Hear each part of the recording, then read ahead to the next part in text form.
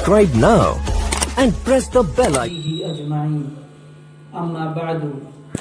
فقد قال النبي صلى الله عليه وسلم لا يؤمن أحدكم حتى أكون أحب إليه من والده وولده والناس أجمعين أو كما قال النبي صلى الله عليه وسلم. صدر محترم، حضرات علماء کرام اور معزز حاضرین مجلس، آپ حضرات بہت ہی قیمتی باتوں سے مستفیض اور محظوظ ہو رہے تھے. باتیں حضرت کی تھیں، بہت بڑے آدمی تھے حضرت کا ایک شعر ہے عشق نے احمد، اصل میں یہ شعر میں حضرت نے ترمیم کی ہے. یہ شعر تھا غالب کا. اس نے کہا، اس کے بالکل خلاف تھا، اس کے بالکل برعکس تھا. غالب نے کہا عشق نے غالب نکما کر دیا، عشق نے غالب نکما کر دیا، ورنہ ہم بھی تھے آدمی کام کے. اور حضرت نے اس کے خلاف کہا عشق نے احمد مجلا کر دیا، عشق نے احمد مجلا کر دیا، مجلا یعنی روشن کر دیا،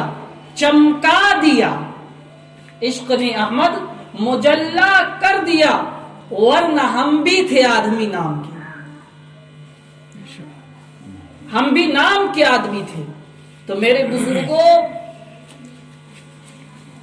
وہاں جو عشق، جس عشق کے بارے میں غالب نے کہا کہ مجھے اس عشق نے نکما کر دیا، ناکام کر دیا، برباد کر دیا، بےہودہ بنا دیا، نہ جانے کیا کیا کر دیا، اس سے عشق دنیا کی کسی چیز پر فریفتہ ہو جانا ہے. اور اس عشق میں جس کو حضرت مولانا نے اپنے شعر میں ادا کیا ہے، اس سے مراد عشق الہی اور عشق رسول ہے. میں اپنی بات کو آپ صلی اللہ علیہ وسلم، دیکھیے سب سے زیادہ عشق کرنے والے اللہ کے نبی سے آپ صلی اللہ علیہ وسلم کے جانثار صحابہ تھے. آپ صلی اللہ علیہ وسلم کے جو تربیت یافتہ تھے، ان سے زیادہ آپ صلی اللہ علیہ وسلم کا عاشق کوئی ہوا ہی نہیں ہے. اور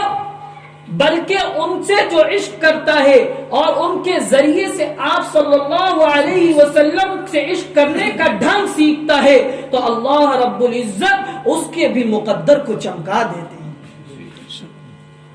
دیکھیے صحابہ، اسی کو کسی نے کہا عجب چیز ہے عشق شاہ مدینہ، عجب چیز ہے عشق شاہ مدینہ، یہی تو ہے عشق حقیقی کا زینہ، ہے معمور اس عشق سے جس کا سینہ، اسی کا ہے جینا اسی کا ہے مرنا. یعنی جس نے اس عشق کے جام کو پی لیا، حب نبی کے جام کو پی لیا، وہ دنیا میں زندہ تھا تب بھی زندہ ہے، اور بظاہر جو آج دنیا سے رخصت ہو جانا، عالم برزخ میں چلا جانا، تب بھی زندہ ہے. دیکھیے حضرت رحمہ اللہ کو اسی گاؤں کی واضح مثال ہے. ان کا ذکر ہو رہا ہے، اور جب تک لوگ رہیں گے اور جن کے دلوں میں اللہ کے حبیب سے محبت ہوگی، ان کے اوپر جان وار کرنے والوں کی محبت ہوگی، اور ان کے اوپر جان وار کرنے والوں کی محبت ہوگی، ان کے دلوں میں حضرت کی اور پھر دیگر بزرگان دین کی محبت ہوگی، اور وہ ان کا تذکرہ کر کے حضرت کے ذکر کو ہمیشہ زندہ کر رہے ہیں. تو میرے بزرگوں، صحابہ اکرام رضوان اللہ تعالی علیہم مجمعین کی میں ایک دو تین مثالیں پیش کر کے اپنی بات ختم کر دیتا ہوں. دیکھیے ایک صحابی ہے حضرت زید بن دثنہ رضی اللہ تعالی عنہ. حضرت زید بن دثنہ رضی اللہ تعالی عنہ کو کفار نے قید کر لیا ہے، اور ان کو تختہ دار پر چڑھا دیا ہے. یہ تھا کہ اب تھوڑی دیر میں ان کا کام، ان کو شہید کر دیا جائے گا، ان کا کام تمام کر دیا جائے گا. لیکن اس سے پہلے کچھ لوگوں نے یوں ہی ان سے سوال کیا کہ اچھا زید یہ بتاؤ کہ اگر تمہاری جگہ پر تمہارے آقا جس کا تم نے کلمہ پڑھا ہے، جس پر تم ایمان لائے ہو، جس کو تم اپنا محبوب مانتے ہو، جن کی محبت تمہارے دل میں تم میں بہت زیادہ محبوب ہے، ذرا بتاؤ اگر ان کو تمہاری جگہ تم اس جگہ پر لایا جائے اور وہ جہاں ہیں آپ کو چھوڑ دیا جائے، آپ کو تختے دار پر نہ لٹکایا جائے، تو حضرت زید بن دثنہ رضی اللہ تعالی عنہ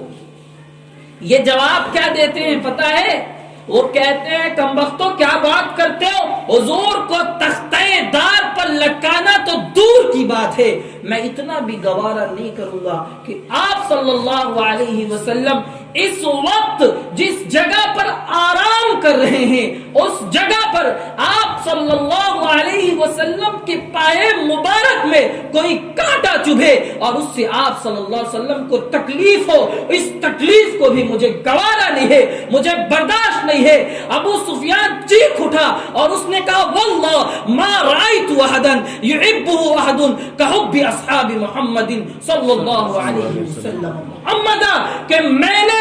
آج تک کسی دنیا میں کسی شخص کو نہیں دیکھا کہ اس کے ساتھیوں کو، اس کے چاہنے والوں کو، اس کے ماننے والوں کو اس سے اتنی محبت ہو جتنی کی اصحاب محمد کو محمد سے محبت ہے، جتنی کی محمد صلی اللہ علیہ وسلم کے اس صحابی کو محبت ہے، ایسے دنیا کے اندر کوئی نہیں ہے جس کو اس سے محبت ہو۔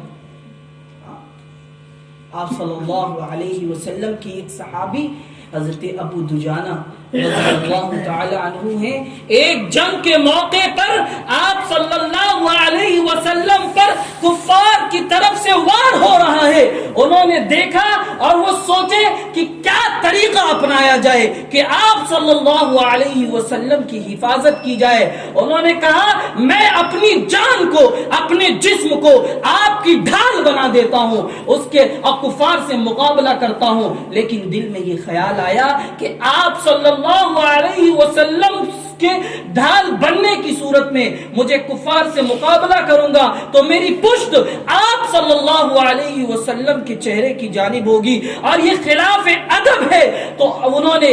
وہ کود پڑے اور آپ صلی اللہ علیہ وسلم کی طرف اپنے چہرے کو کیا ہے، پشت سے کفار کے تیروں کے وار اپنے پشت پر لیے۔